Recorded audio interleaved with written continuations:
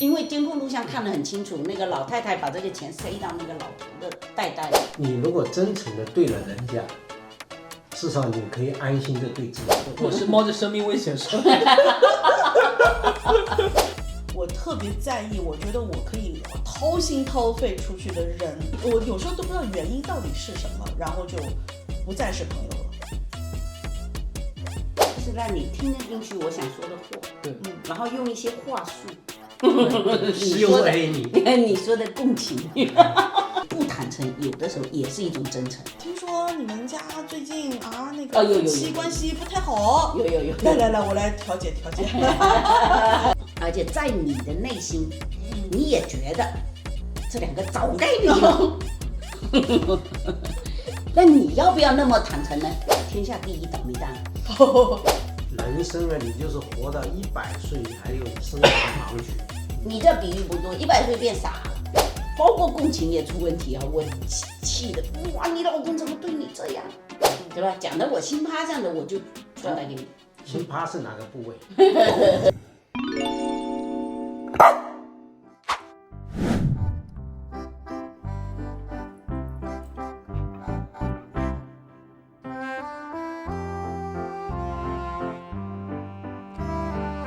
富士山下，富士山，我愿意叫他是阿拉斯加的冰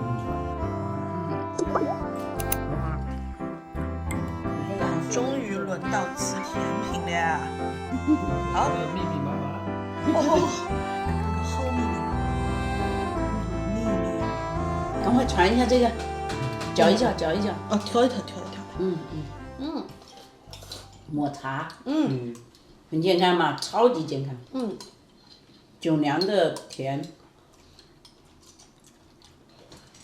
就是一个很高级的甜点，但不是甜有点像吃藕粉。但藕粉没有高级感。我现在不把东西调一调，我很难受，你知道吧？什么东西就想把它们混在一起，然后试试。我现在也是。你肯定是你影响我的，特别是这种 creative 的这种影响。阿婆完全影响了我，就是会在厨房里面弄些什么，我的那个下酒菜里面固定都有你那个藕。就你过年做的那个下酒小零食，都有那个藕，哇，又简单又好吃，每一次都抢光。看不出来那个。看不出来那么简单那么好吃。我已经粗糙到那个藕皮呀什么的，就把泥洗吧，直接就开始了。最近不是老研究酒，然后我得要有个展示的途径嘛。然后就叫他过来，然后就一杯一杯的研究。那天呢，应该是把花花给灌了。他真的是这么多年以来，好像是第一次特别认真严肃的跟我谈了一个问题。然后虽然我当时呢有点喝懵了，但是还隐约记得我心服口服。这个很难得吧？你还记得是什么话题吗？是说到对待朋友，对，我们平时认为的真诚，到底是怎么样的？其实最初是因为就是我在一次就是朋友的聚会上，很真诚的说了几句我觉得很真诚应该跟朋友说的话，跟他有关的，然后他觉得我有点过分真诚，他在提醒我，就是说你这个话当时不应该这样说，差不多是这个意思吧。他希望我以后能够在这个方面有所改善。突然之间，阿婆，我以前会听到这样的话，我会有点反感。就别人跟我讲，就我会讲说，这是我的个性啊。但是我当时的感觉是什么？我很开心他讲出来。而且我觉得在那一个刹那，花花给了我一把钥匙，一把打开高情商之路的钥匙。虽然我现在还没有打开，还没有顺利打开，但是钥匙拿到了。我觉得，我突然反思了，就是说，我就是长大成人这么多年以来，我可能忽略了一个部分，而这个部分我以前很不屑，所以造成了我一向是个情商不太高的人。就是在朋友交往的这件事情上面。第二天嘛，我就说，我说等，我们回头把这个事情拿到阿公阿婆这里来，因为其实我懂了，但我还是有点模糊。我真的还是有点模糊，当然跟那天喝了酒说的有关哈，但他不壮胆，他不喝酒壮胆，他还不敢说。对，我是冒着生命危险说。我是觉得有道理的，但是思路还不是特别的清楚。花花，你把你那天大概的开头跟阿婆说一下。也是一个很好的朋友，我跟他之间是有些困惑。所有人都会认为对待朋友就应该真诚，但是对于真诚的这个理解，我觉得每个人是不同的，所以才会有，或者是接受程度不一样。对，我觉得真诚好像不是简单的就是坦诚，因为我当时那个朋友可能就是把这两个给挂等号的。他说，如果我这么跟你说，我就是说违心的话，那我就是不真诚。那我想想。好像是哦，但是我想想又不对。跟我一样吗？就是把真诚跟坦诚划等号了嘛。对，就经常我认为我要对我在乎的人要真诚，真诚等同于坦诚，那我就好像什么话我都能讲。对，而且是应该这样讲。还是必须的。不应该这样讲，我就显得不真诚。所以当时他是这么认为，然后但是我总觉得哪里不对，实际上我是觉得这样还是有问题，但我又说不上来是什么问题。直到我最后突然悟出来一件事，我跟他沟通完就豁然开朗了，就是真诚不等于坦诚，而这里面有个重要元素，其实就是说真诚应该是坦诚再加上共情，所以很多人忽略了共情这件事情。我只想到坦诚，但我不去跟他共情，那么就变成一个什么状态？举个例子，有一个人他永远跟你很真诚的，他认为的很真诚的表达所有的意见，给你所有的看法，甚至于给你指明一切道路，你会觉得这个人好像很有意义对你生命，对吧？但是缺乏共情这件事会变成他慢慢会变成你的一个人生导师，因为人生导师不需要跟你共情，他只教你就行了。我只要告诉我甚至人生导师会给你泼冷水，因为对他来说，我只要让你往他认为好的那边走就行了。又或者另外一种 PUA， 对，或者另外一种那个，没错，就是我特别想让你认同我灌输给你的想法，然后我会用很多的方法手段，首先我披着真诚的外衣，对，就有一点像我们那天讲，就是说我命由我不由人，但是那个是说的是好像整个 circle 的一个上半段，就是我不需要去在乎别人到底给我什么意见也好啊，什么也好啊，我可以不听，我命是我的，就我的人生是我的，也有可能像我有天可能会来问阿婆，我遇到了一个什么不高兴的事情，然后我没主意了，你觉得怎么办啊之类的，对吧？我就自己找上门来的，让你来干预我。就比如说，我就会觉得阿婆在我的人生当中就扮演了一个，就像花花刚刚讲的，不单单她是会跟你来开导你或怎么样，但是并且是站在一个共情的一个线上，并且是了解我的人。怎么讲？像我老说的，阿婆说是这个灵魂按摩师，就是让你听得进去我想说的话，对，然后用一些话术，PUA 你说的共情。刚才Sean的那个角度，共情肯定是很重要。你不管跟谁，你想不要说高情商，就一般具备基本情商的人，你跟人不共情，你那就叫风马牛不相及，就是叫鸭同鸡讲，完全是没法领会的。我在痛苦，你还很高兴。真诚跟坦诚，我另外一个定义，你看我试着定义看对不对啊？真诚，我是觉得是相对于有没有欺骗。那么坦诚是什么？坦诚就是相对于就是你隐瞒，因为我们每个人不可能做到任何事情不隐瞒，我们每个人都有自己的隐私，首先我要隐瞒，对吧？所以坦诚它只是相对于隐瞒，那我可以不对你坦诚，没有问题。比如说你就不方便问我的年龄是多少？对，我可以不对你坦诚，坦诚是具备各种条件下，比如我们很熟悉，我可以，甚至我还对家人，我们可能面对一些问题，我都不能坦诚。比如说，我知道我父母很多问题，我不需要跟他坦诚，说这些说出来，就是坦诚只是相对于隐瞒它不存在一个性质问题，就是那种，比如说。真诚，它就是如果当然这里要括弧，为了利益哈，有的欺骗是善意的欺骗，比如说我老说你好漂亮啊什么的，这是善意的欺骗。真的，你每天都这样说我就怪不习惯。但是如果是为了利益那种欺骗，所以我才觉得这是不真诚，不坦诚，有的时候也是一种真诚。你知道为什么吗？善意的谎言吗？善意的隐瞒，我不告诉你真相，或者我不需要让你去，就很像。我们孩子跟家长就经常说报喜不报忧，这种隐瞒其实也是一种对父母的真诚，所以他没有问题。比如说子女到医院发现父母得了一种疾病啊，很严重了，他要瞒着父母，让他心情放松一点，这也是一种。所以我可以不对你坦诚这只是在这个层面，但是不真诚是另外一回事。不管我们做人，你只要出现欺骗，就是去编谎话，去为了你的利益去各种欺骗，那个叫不真诚。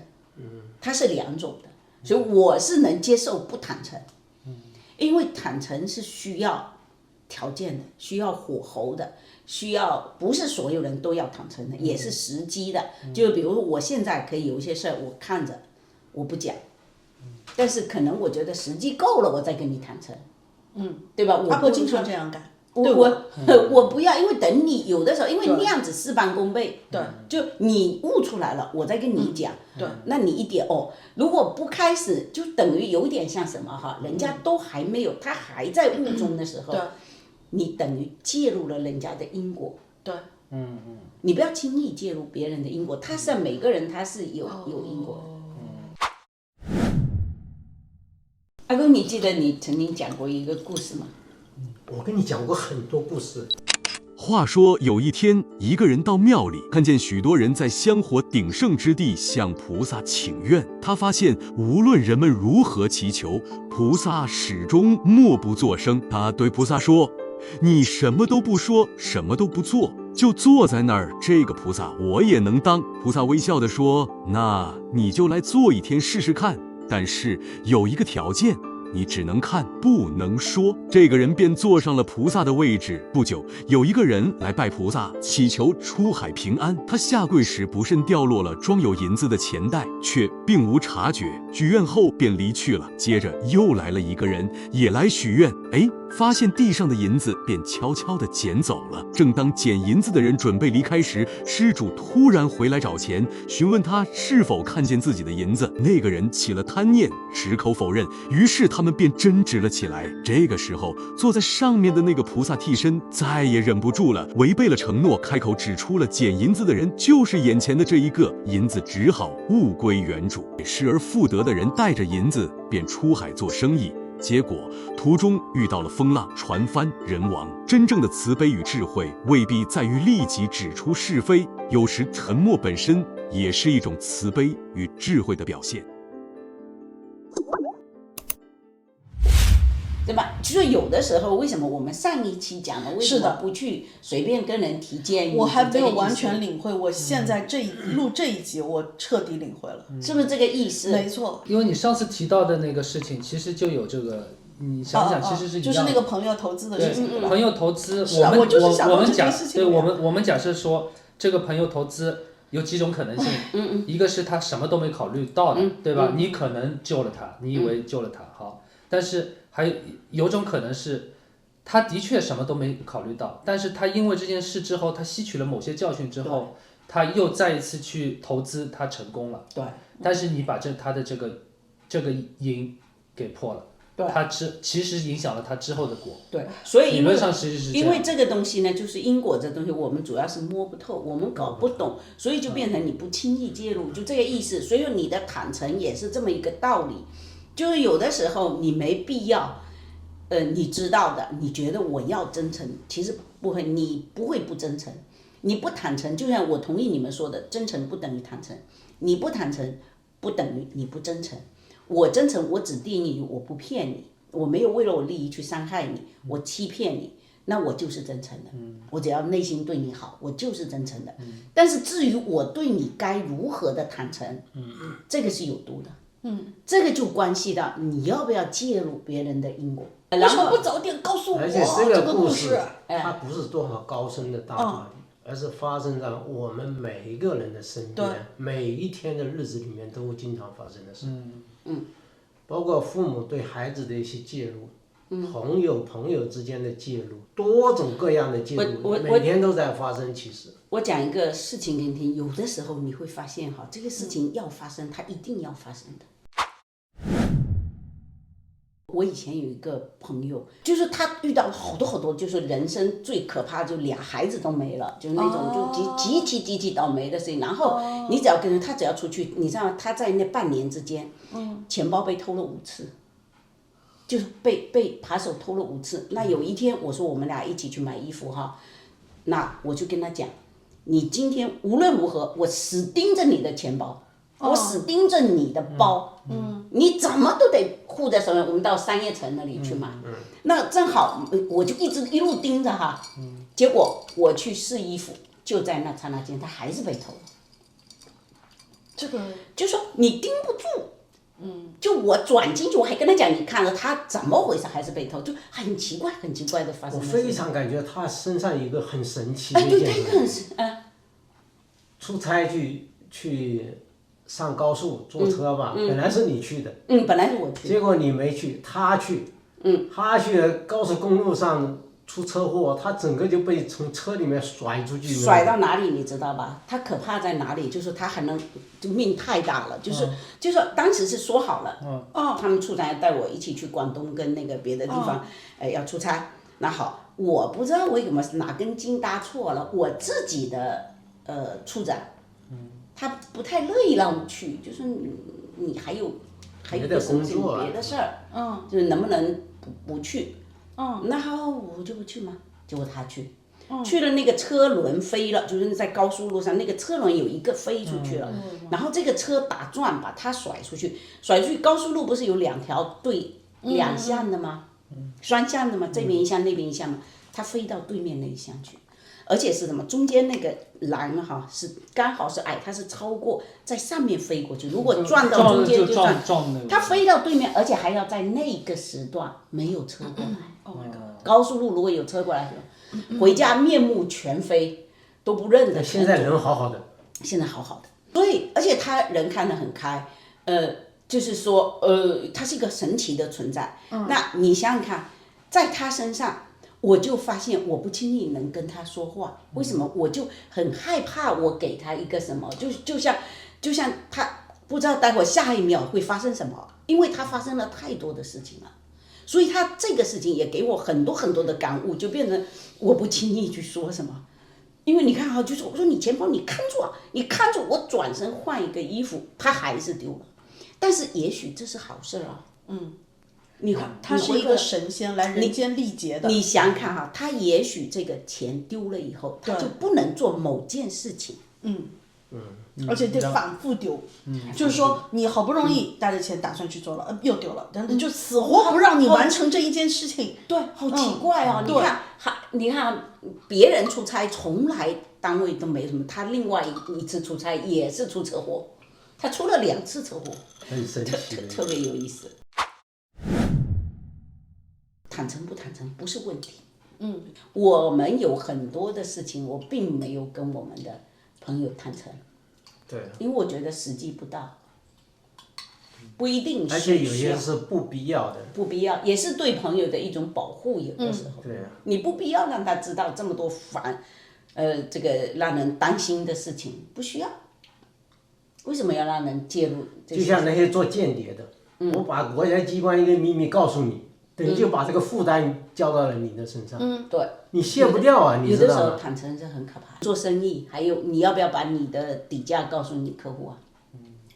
这个是一个不是什么都要坦诚嘛。跟你的合作对象，我很坦诚，我利润是100块，成本50块，利润100块，我很坦诚。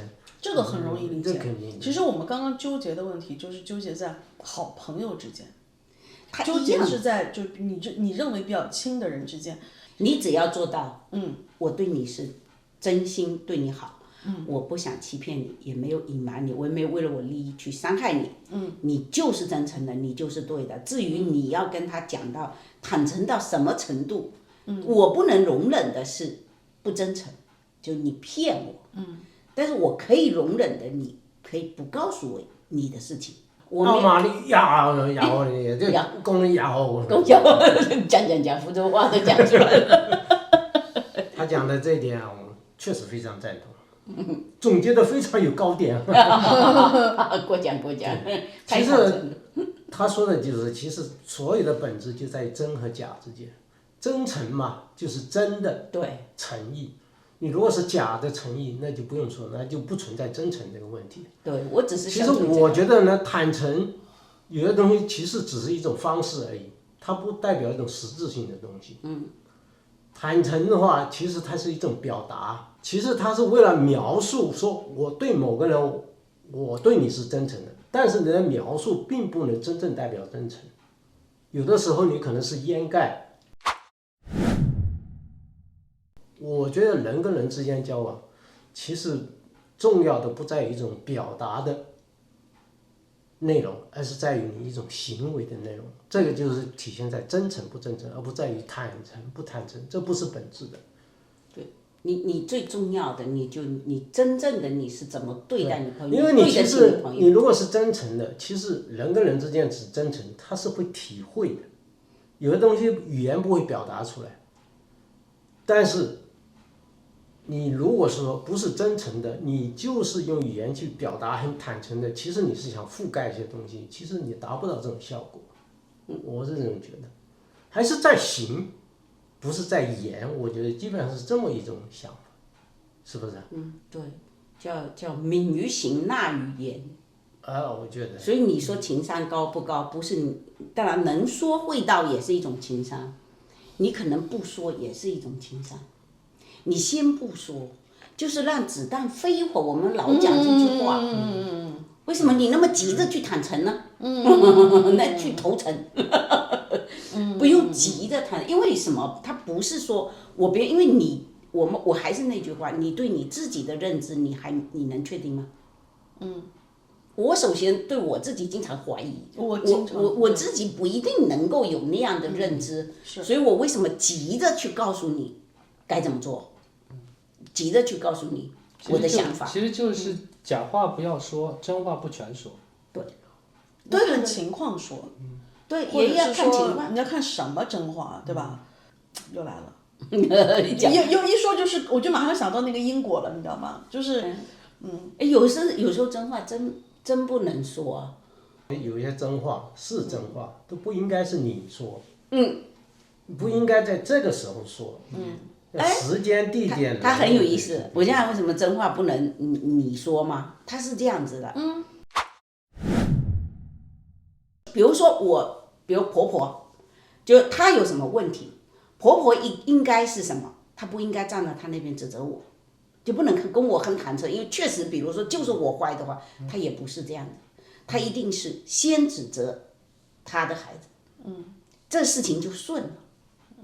你知道我意思吧？如果婆婆你看我儿子每天这么辛苦，哎呀，是啊，你就道理可以是这样，虽然心里是这样想的，道理也可以是这样，但是不能在他嘴里说，他说了他的效果就特别差，这个可不能谈成。它是反效果，绝对反效果。我就记得我以前我认识一个老人，我在做家庭护理的，他儿子儿媳妇都是哈佛商学院毕业的，两个人精英，在美国。好，他住在那里一阵子以后，他就回来了。我说你为什么不跟儿子住啊？在这里还得我们私人护理去照顾嘛，政府要派他去照顾他，他一个人年纪大了还哮喘，还是很不方便。他说啊，我没看见我就好，我看见我会心疼我儿子，就是半夜他媳妇儿都要让他儿子起来冲来，因为他工作都非常忙嘛，对吧？他儿子要想什么，就是他的儿媳妇，他看在眼里，儿媳妇睡得舒舒服服的，半夜全是事情都是他儿子做。那他说我说也不是，我不能说我儿媳妇，但是我不说的话。我心里难受，那我就不看见，眼不见为净，我就走。所以他没法跟他儿媳妇坦诚。他跟他儿媳妇坦诚，哎呀，我儿子很不容易啊，你也要弄啊，咱们作为女人，或者你们公平一点怎样？这事情就闹大了，一定不好。所以你看没法说。但是今天换一个人，他就可以说了。今天不是你婆婆说你，而是你的妈来说你。可以说。你怎么说都没问题。他会生气，这就是要有对的人，对的时有的时候还间。在对的时间、对的场合说这个。但是我不管怎么说，你是坦诚也好，真诚也好，我觉得真正守住本心的，就是真诚。对，这个是守住，这个是本。所以你怕什么？我觉得没有什么好怕的，就很像真朋友，你不用怕，只要你是真诚的，一定他会感受到。还有一种情况就是你自己出现错误了，这个时候用坦诚的方法是最好的。这时候你可以坦诚，因为你面对的其实是纠正自己的问题。对待周围的人，你一定要有一种真诚。反过来，反是自己要坦诚。要直面自己的内心。到底是对还是错？因为有人往往会采取一种有利于自己的立场去理解自己，你知道吧？这种就是其实对自己不坦诚，自己特感动自己。对，这种人把自己感动的就痛哭流涕。这种人往往自己看不清自己。对。他会很感动自己，对自己的行为。所以我忽然想利用这两个词来做两个方向的应用。真诚对别人，坦诚对自己。自己如果能够坦诚面对自己的话，我觉得自己就没有心理负担就放下来。其实我们所有的你在过程中，你觉得哎呀，我为什么会觉得我自己情商不高？我会怕得罪人，我会怎么？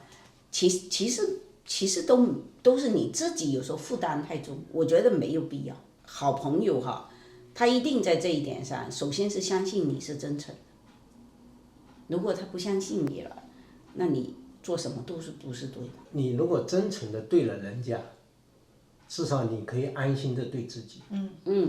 因为你真诚的摆出去了，自己必然坦然面对。对，哎，这个很重要。我昨天我一个朋友跟我讲了一个事情，就是他这次回国哈，在飞机场上，然后他是跟他女儿一起回去的，然后他女儿的钱就是放在一个信封上。在那个检查的时候 ，iPad 拿出来的时候，他把钱丢地上。那他妈妈不知道，他妈不知道那个丢地上，然后后面有一个人看到，哎，这个里面，哎，翻里面是美金，说这是谁的？然后他一看不是他的，其实是他女儿的，他就说这不是我的。然后后面那个人马上就过来说，哦，那是我的。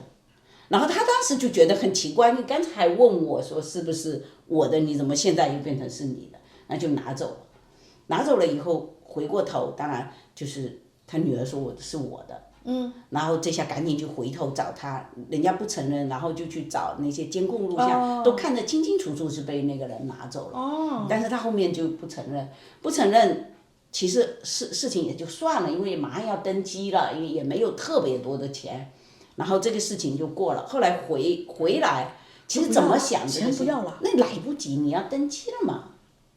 不是监控都调出来了？调出来那里，你问他，他说没有啊，我没有啊。你又没有搜查权。还有一个也想人家年纪比较大了。啊，年纪比较大的夫妻两个。那好，这个事情呢，最后就像你刚才，我为什么想说这个事情，就是你刚才说的，你看他这两个夫妻回去，他以后两个如何真诚的对待自己，如何坦诚的面对如何面对？你想想两个人一起干了这个事儿，因为监控录像看得很清楚，那个老太太把这个钱塞到那个老头的袋里面，那一个的。不要说别的，将来这老头老太太吵架，两个还得拿这个事儿说事儿。对，自己内心自己不会心生疑鬼。对，你怕什么？这个就是这个东西。所以我觉得这就是其实又回过头来说，我们在虚来讲，这有一种新的一种因缘因果关系。对呀，就在那里。你看他自己你看他这俩夫妻一起做了这个事情，你看他如何自己怎么看待自己啊？还有彼此如何看待？对呀、我们刚来加拿大的时候，但是我们就是知道国内的有一个认识的朋友吧，算长辈吧哈，也在多伦多，原来还很近，那我们就去拜访他。他当时给我的印象特别有意思，你记得啊？就我们来说，我们来这里多久了？我们什么情况哈？他一直就是一句话 ，OK， OK，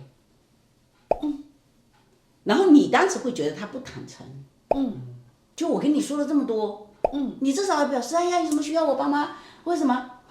但他一直 OK， 其实后来我们越相处，我越觉得，太对了，因为你是新移民，对，你刚来，我不给你指点江山，我不跟你讲你要怎么，我不讲，你看他很不真诚的样子，他只是一句话，从头到尾出来哈，就是一个 OK，后面你需要什么，他会来帮你。就包括我当时生病了，然后他就会帮我去找医生或者去咨询，他这些事情默默的都在做，但从来就是或者他要聚会，他会请我们过去一起吃个饭，他不会告诉你应该怎么做。那个要去哪里考，他只是问，他就是 OK， 他不会告诉你什么，但他内心，我后来越来越感觉到他很真心的在对待我们。他在帮我们，但你比如说，你主动问他一个具体的问题的时候，那他当然会回答。对，但是他不会主动来跟你说新来的你以后要什么你去读什么什么对吧？读了没有？你要去搞什么？你要去读什么申请了没有？这个很好，你要去，你感觉他特别坦诚，但这种坦诚，但不能说人家不真诚，人家也是很真诚的，对吧？他也想帮你。但是我觉得就是说，你回过头，不要因为人家不说话，你感觉不坦诚，他就不真诚。这个反过来，也不要因为别人盯着你特坦诚，盯着你说，对，然后盯着来关心你，盯着要，对吧？来对照顾你就觉得他是是好人，特别真诚，不一定。所以你看，我们回过头，当时我们感受不是特别好。因为你刚来嘛，你总想需要人家跟你说点什么，对啊，但他真什么都没说。但是我后来发现他真没说，真好。因为我们就按我们自己该走的路去走。对，这种东西指点不了。自有你自己的因果。对，就我们有自己的因果。你看花花，这个阿公阿婆一开导。就是我可以用这个词啊，因为主要是我的问题。谈不上开导。主要是我的问题，开导我。因为那天我就是被他一说之后吧，就是我就是像阿婆刚刚说的，就是我就开始自我怀疑。然后这种自我怀疑，我觉得是好的。我想到了这个点，然后这个点的确想想是有问题的。我再想深一层的那个因果吧，我们就先假设说那个叫因果 ，OK。我可能就是在那个时候，你在跟我讲的时候，我就会跟你说，OK， OK， 让他先说一下。是的，让他的子弹在飞。其实他有的时候只是想跟你说。没错，然后这可能在那个时候，就是你认为的那一种共情，在那个层面出现了，这个度会比完全你说。你要得跟我共情啊！你得想想我怎么想的，你得要想想我喜不喜欢，我高不高兴，我能不能接受得了，对不对？那我如果一味的去在乎你接受不接受得了，你高不高兴，一味在乎这个的话，就变成说，我必须不能坦诚了，完全不能坦诚了。我以后讲任何的话，我都得要先过脑子。你看啊，我还是我们又讲了上期那个，我喜欢什么呢？我给资讯。其实我跟你讲，人潜意识是这样，如果你来问一个人呢，其实你内心已经有答案，我不觉得你没答案。你只是希望在我这验证你的那个答案，你希望我也跟你一样。你在求。大部分情况下是这样，是吧？你在求认证和认同共鸣，求认同，对吧？那实际上呢，就是如果你讲出不同答案的时候，他其实是很纠结的，所以这个已经他有因果了，他自己内心其实是你挡不住的。就好像我那天我就觉得很奇怪，迷信的讲他要被偷，他一定被偷的，我没办法挡住他的，我这叫命就那么认中注定。他就是这样的。他讲的共情也很重要，就是说这个时候你的共情点在哪里？我觉得，比如说我也有一个朋友，比如说过来跟我讲他现在的状况，他想干一件很大的事情，啊，就很反动的事情，就是比如他干一个，好，我这时候跟他的共情是什么？你要真能想得到，我给他一个想象，我说我不能告诉你对还是不对，要干还是不干这件事情，我告诉他你这样子脑补一下好不好？我说干了是什么呀？把这个事情如果干了会出现怎么样情况，你自己脑补，就你自己能想到的。如果你想不到哪一些，你问我可能跟你补充一点，可能会，然后你接受不接受？接受了，那没问题，那你就干。你不接受，他有的人根本没想好，只是一种情绪。比如说，有的夫妻他真的很想离婚，而且在你的内心，你也觉得这两个早该离了。那你要不要那么坦诚呢？你要不要？不要那么坦诚。那人家其实还很好。其实不好，他也有他离不掉的原因，对，不一定会告诉你的原因。对，你说对了，不一定会跟你坦诚的原因。对。啊，对吧？因为本身坦诚是什么？你收集的 information 你足够吗？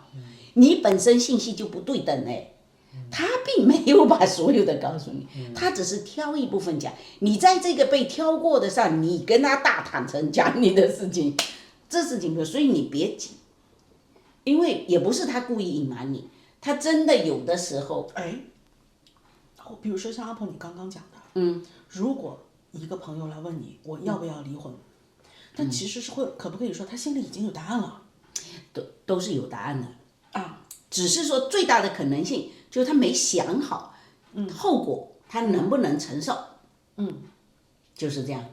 如果说后果能承受，他也想好了，他不会去问任何人，就干就是了。所以我就经常跟你讲，别急，让子弹飞一会儿。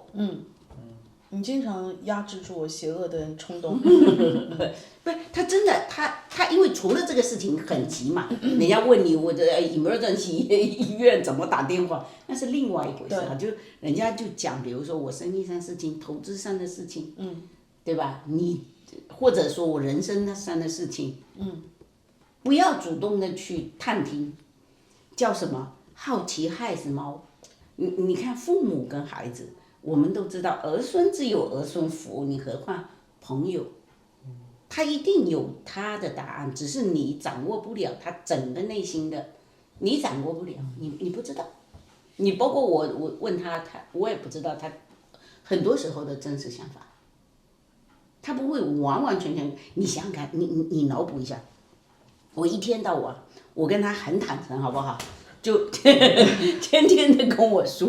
哇，你这个什么，就一天就是你怎么样？你今天这个饭做得好，哎呀，你最近这个什么啊，你一天都在被他这个坦诚，我受不了。就是你各自保留自己的一块空间，就是说你不要一定要都把他两个人都融在一块，颜色都要去讲。我说夫妻都可以这样，你朋友更不可能。我把我所有的东西都跟你讲，你说你一天到晚脑袋里装的都是，啊我今天又怎么？啊我今天又跟阿公吵架了，啊我今天又跟阿公怎么了？今天阿婆又说了一个什么？不要，对吧？你才能发展出你的兴趣爱好。我们上一期讲的，你的兴趣爱好，你兴趣爱好多了，你就没有那么多忙在哪？忙就是一个状态特别好的，对吧？你说不用去叨叨这些东西。不用去讨论这个东西多好，忙。他有时候要问我什么的，忙，对不起啊。我的问题，我现在非常非常清楚，我现在思路非常清楚。我从来没有在这个问题上这么清楚过。然后还在刚刚秒速复盘了我至少过去10几20年，很多我一直没有特别理解的事情。所以你老说自己情商不高，其实你情商很高。不是情商不高，我觉得我情商基本上都用在工作上了。用光了。情商，你情商很高的，不是不高，你包括做事，你在做你的事情上，其实情商是非常非常高的，不是一点高的问题。你这个是坦诚。我真是很坦诚，这是我看到的，我真的觉得情商高。但就说你为什么老说自己情商不高呢？因为我遇到过不少的挫折嘛，就是说我最早的记忆是从小学开始，一直到就这几年，就一直是会有我特别特别在乎的人，我特别在意，我觉得我可以掏心掏肺出去的人，然后是可以就是可以，因为我都不知道，我有时候都不知道原因到底是什么，然后就不再是朋友了。这个不一定是你情商不高。那如果这件事情从我小学就开始经历了，但不是每年都经历哈，就是可能隔几年经历一次，隔几年经历一次，那我一直在经历的情况下，我就会觉得说，哦，那应该是我的问题。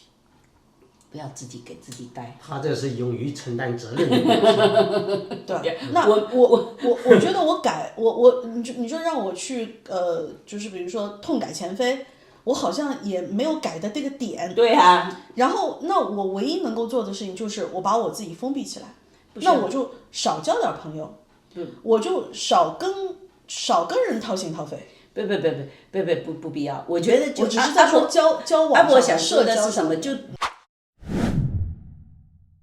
你就像我们跟人聊天哈，我有时候打字又很来不及哈，打2个等号上去啊，等等就行了。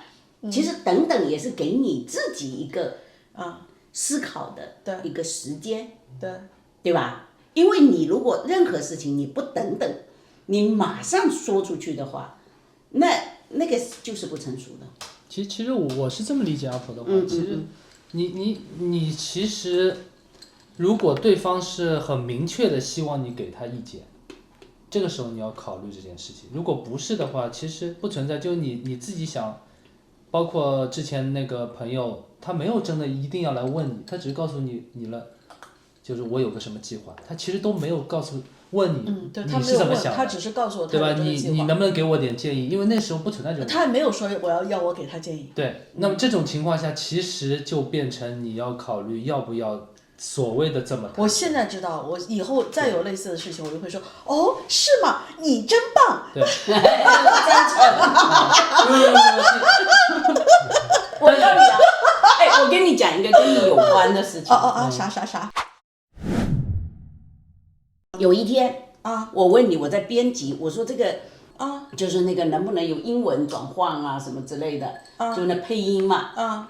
然后你就教我说把它打开，然后我说我这没有语言这个什么东西没有，然后你说把它升级。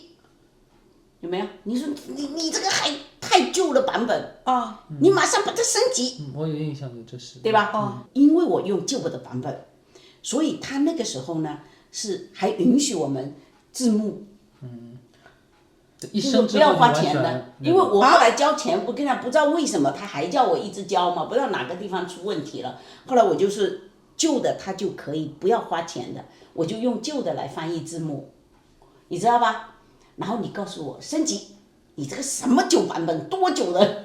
把我说了一通，然后我马上听他的升级一摁，就付钱了，妙了，就付钱了。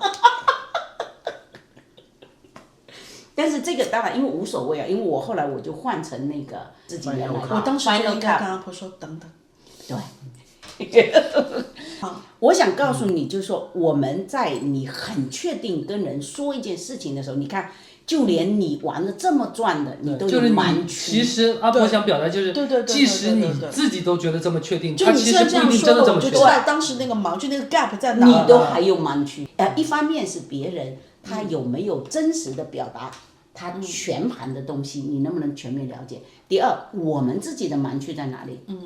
人生啊，你就是活到100岁，你还有你生活的盲区。你这比喻不多，100岁变傻了。你算人生经历很我们就说人生，丰富了嘛，假设说他到你经历老还没有了啥很，多种嘛，但是你的盲区多了去了，你看不到的东西太多了。所以就是你看哈，就说我们刚才讲的那个故事，就是那个菩萨坐在上面哈，他能看得更远，你凡人你看的只是眼前，他钱包被他拿了。所以我那天我朋友回来一跟我讲，我真的就想起这个故事，这故事对吧？他你让他拿走，也许就是帮了你，你知道吗？也许因为你不那个事情说话哦，他也许这两个找钱包的人啊会打架，会打官司，就拖住他就出不了海。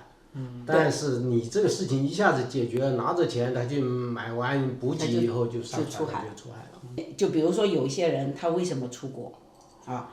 他就是因为可能就是一些不顺，当时就是因为一些不顺，他出国了，是吧？那因为他不顺，他出国了以后，他会觉得在这里特好，对吧？那也许这个就是他后面能够真的有很好心态在这里生存下来的一个原因。也是动力。不需要纠结了，你不是情商问题，我就跟你讲，就差俩等号。别急，等等。对，别急。然后，如果是对方很明确的想你给他意见，那这种情况下，其实我觉得我也要先说，我先说看是什么事情。对，要看什么事情，就是说这个是如果你认为对他的人生影响过大，你负不起这个责任，你就不要说，还不如不要说。对啊，不需要坦诚的。对吧？都不因为你用等等对，因为你觉得你觉得可能你 OK 你自己都没有办法去，对吧？对呀，你何必你看我那个是的我那个长辈，当时我现在理解他，哇，特棒，因为你看我们那时候来，想法特多，新移民想法特多，你知道吗？有时候很幼稚的，就是我们当时想的，我跟他想的东西就特别幼稚。哎呀，这个我很这个成熟，你幼稚。你看哇，这个可以做。哎呀，为什么我们不去读这个？哦，为什么呢？你想想看，他那时候给你一个，你就觉得抱住救命稻草了，对，那不一定是对的。然后如果是这个事情本身也不是这么严重的事，而且他自己的确没有主意，他想你给点建议，你作为朋友给建议，如果这个时候因为你给的建议他不跟你做朋友了，那我同意阿婆说，这就不是真朋友。那不是朋友们，这本来基础那就不是老真朋友嘛，对就基础就不老。就不存在这个问题。对呀、我更愿意就是说我会收集更多的资讯，就是我知道的，我让你了解，然后你去判断，因为这样子大家彼此都会好一点。因为很多事情只有自己做出来的决定，那一切呢就顺理成章。被别人迫使的做出的决定，你就很难受。就比如说我举一个例子。夫妻吵架了啊，吵得一塌糊涂。好，其实他们两个只是因为一些事情爆发，但是基础是很好，他们彼此呢并不愿意离婚。但是呢，因为讲出去了，因为所有人都看到了那种表象，是他们已经打到简直就是水火不相容了。那大家就说离吧离吧，那就是都说，那他也说出去了。所以最后他就是不得不离。因为你看，你再回去，人家就是你傻呀，他就不得不离。当他真正离的时候，后面后悔的事情多的是。就是这个事情，就我又反向在说，就是说，尤其是夫妻吵架的事情，你尽可能的只有你们知道，你真的不要去跟外人，因为这个东西跟别人坦诚，你是增加别人就。如果你这个朋友他很有判断力，就像我那个长辈一样，他只是 OK， 那你还好。如果你的朋友就是跟你，包括共情也出问题啊，我气的，哇，你老公怎么对你这样？我跟你共情，是吧？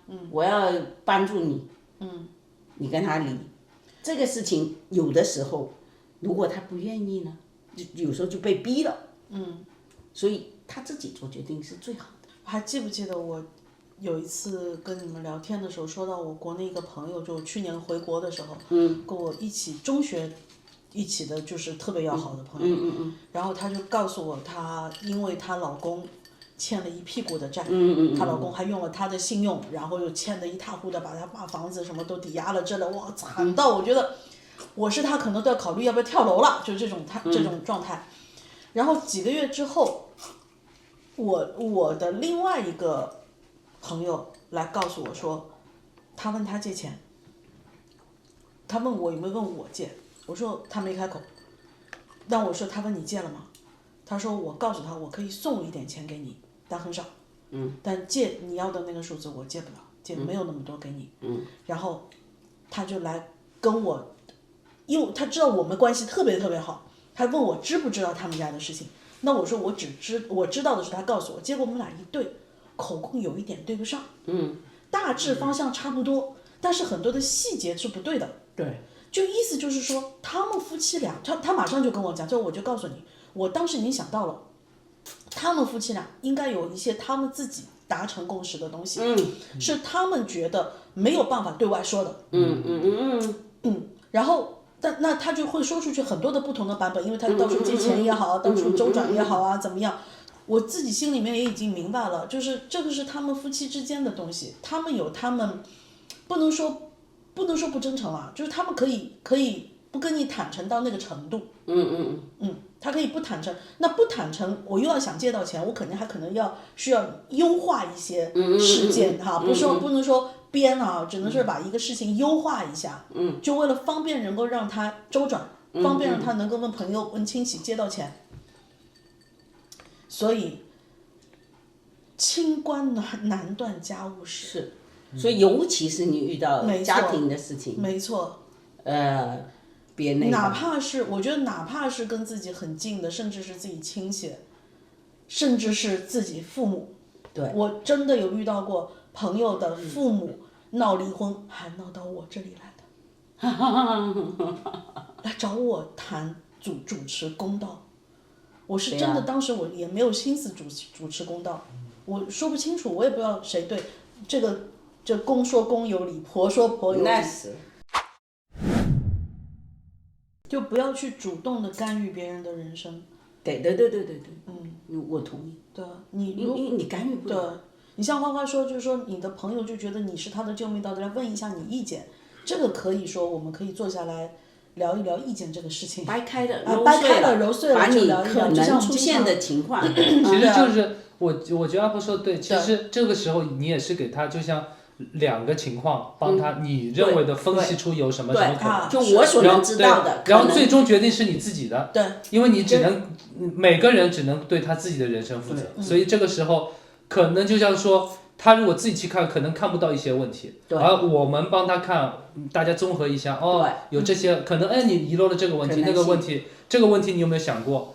你可能也许这个问题是你没想过，但是你最后做了你承担不起的，那你可能就要自己考虑了。对，解决了我的问题，我也突然想明白，其实就是不是说你不管他，而是你把你作为对他来说最重要的那个人，你把所有你认为的东西都摆在他面前，那最终决定还是让他。对，咱不去指导他该怎么做。我讲一个很简单的例子，就是我当年在买房子的时候，我要选哪里的房子的时候，你看每个人都有每个人的角度，你看网友是很坦诚的，也很真诚，他告诉你一定要在这里买，有的人说一定要在那里买，就每个人都可以讲出非常多的，哇，我收到好多私信，你看这个地区多好，那个地区多好，或者千万别买哪种房子，千万别买哪种房子。个人有个人，但你想想看，就因为他不了解你的需求，其实最重要的是你的需求，你要决定在哪里买，是你内心早有答案了。我有时候会告诉他，那个网友说这个地方很好，我为什么会挑这个网友？那是因为我内心有答案，对吧？你看我说的，我说你看那个网友说这个地方很好，这地方什么什么，那全是我内心的答案。他说到我心里去了，那为什么其他人说那么多有道理的没用？对吧？讲到我心趴上的，我就传达给你。心趴是哪个部位？就是那个趴。所以有时候是这样，为什么他有时候听你的呢？你不要觉得是你很厉害。对，因为我刚好说到了他的心趴上。是你们那个量子纠缠。刚好在那一趴，在那一趴，是的，是千万不要觉得自己很厉害，也不要骄傲。然后对，然后就是一骄傲吧，就觉得自己哇，好厉害人生导师，下次我逢人必教。对，谁来再来找我，我来教你，我来教你。是，还主动没有，不是人家主动找上门去教人家，不至于。有的，真的有的，那是收学费的。那是另外一回事。就比如说你某个家，听说你们家最近啊那个夫妻关系不太好，有，来，我来调解，对吧？就是热心大嫂。做你思想工作的嘛。做思想工作，就我们上海说的弄堂阿姨就最喜欢做这个事。思想工作的。今天解答了我们心中的问题，姜还是老的辣。没有，我就俩等号，就是哇，这等等精髓，我们要拿引号把它引起来，等等，这个太。我们就是2块小嫩姜，很嫩的发芽。我们姜发芽了，是，我看到。等会一定要给个镜头，我的姜发芽。我马上去补镜头。这个发芽的姜啊。对呀，还露了一点出来，证明它底下是姜。对呀，哎呀，多好！那啥，哪天你对以后说什么？我啥也没说，真的没说。